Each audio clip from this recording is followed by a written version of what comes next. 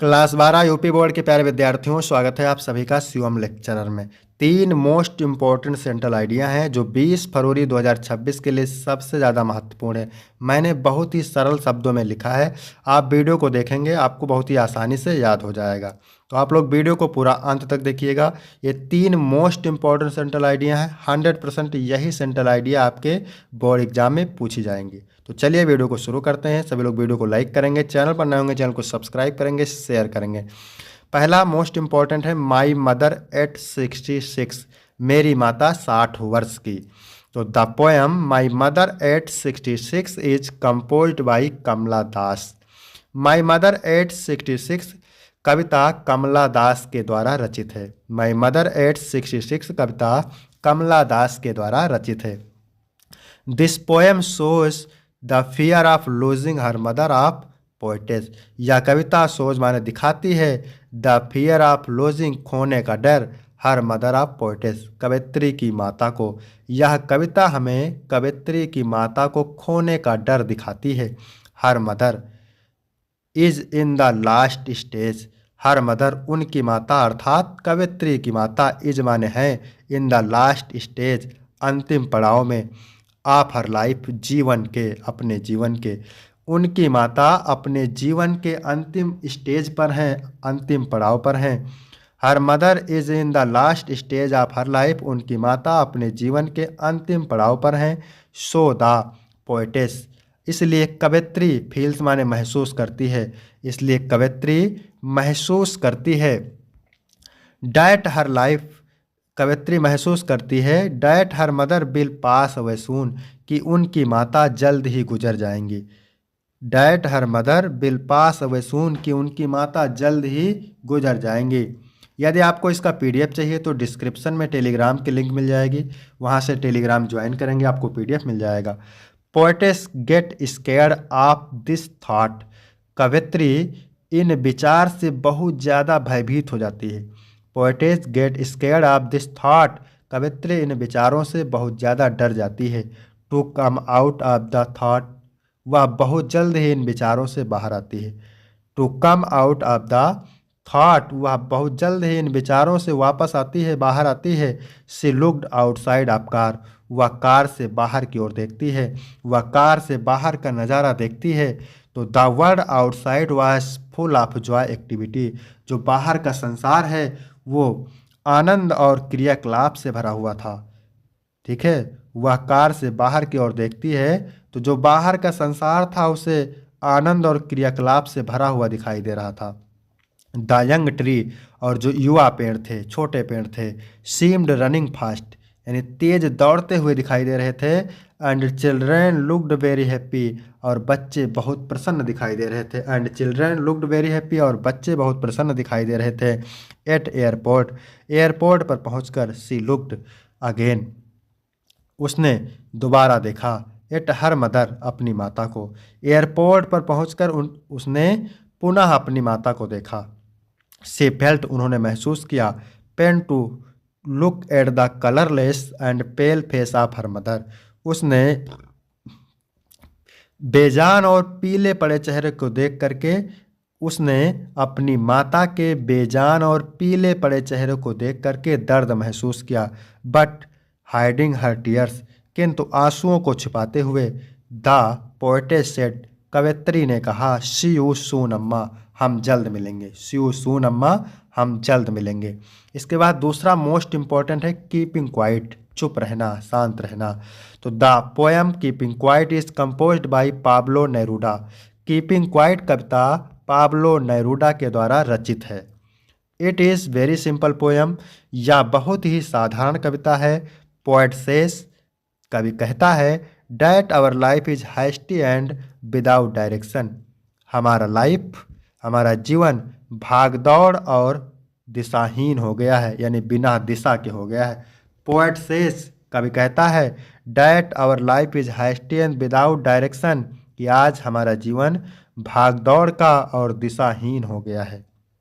The poet ask, कवि कहता है अस टू स्टॉप, हमें बंद कर देना चाहिए। वार्स, युद्ध, हेट, घृणा, पॉल्यूशन, प्रदूषण, किलिंग ऑफ एनिमल्स, जानवरों की हत्या, एंड और हंटिंग आवर सेल्फ, अपने आप को नुकसान पहुंचाना।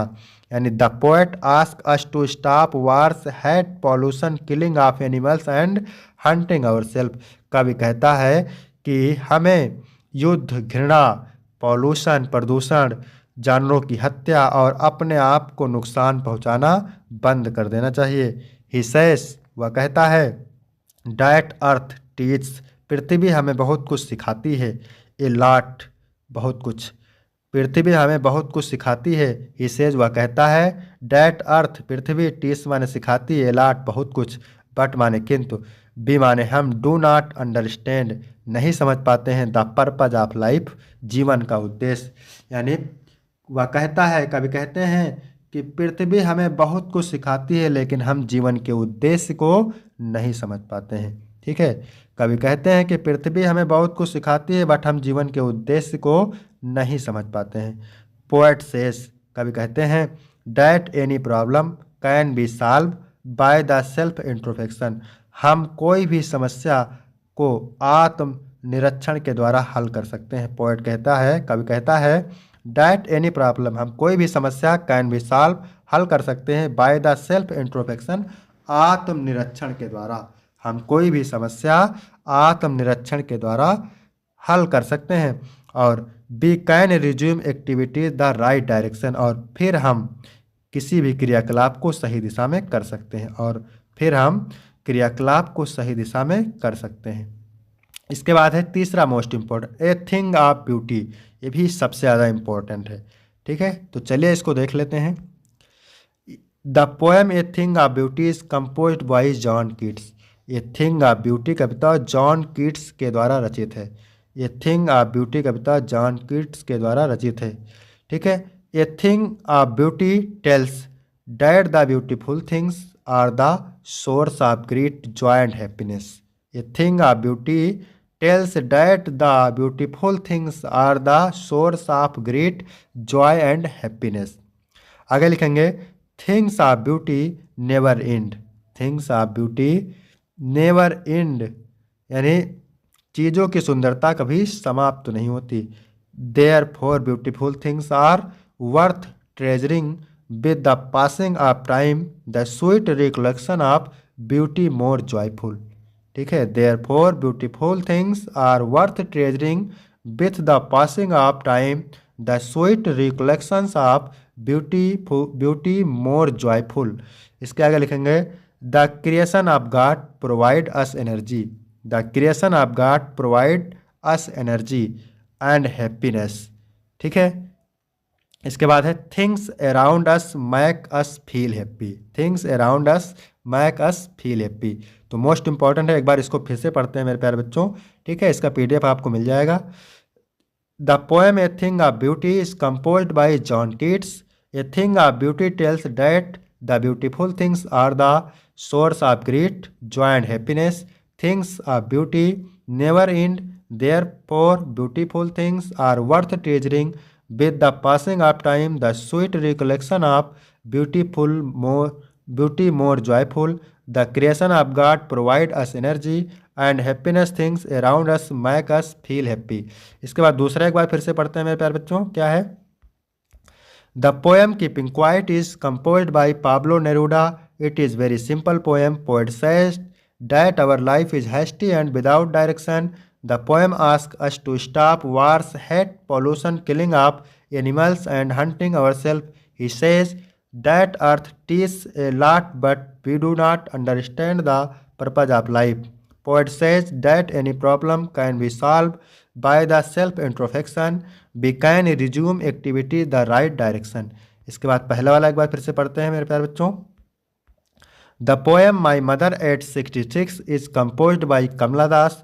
This poem shows the fear of losing her mother of poetess. Her mother is in the last stage of her life, so the poetess feels that her mother will pass away soon. Poetess gets scared of this thought. To come out of the thought, she looked outside of car. The world outside was full of joy activity. The young trees seemed running fast and children looked very happy। आगे लिखेंगे, at airport she looked and pale face of her mother but hiding her tears the poetess said see you soon amma. तो यहाँ तक video complete होता है। Video कैसा लगा? Video अच्छा लगा हो तो वीडियो को लाइक करेंगे, चैनल को सब्सक्राइब करेंगे। फिर मिलते हैं आपको अगले वीडियो में, तब तक के लिए जय हिंद जय भारत।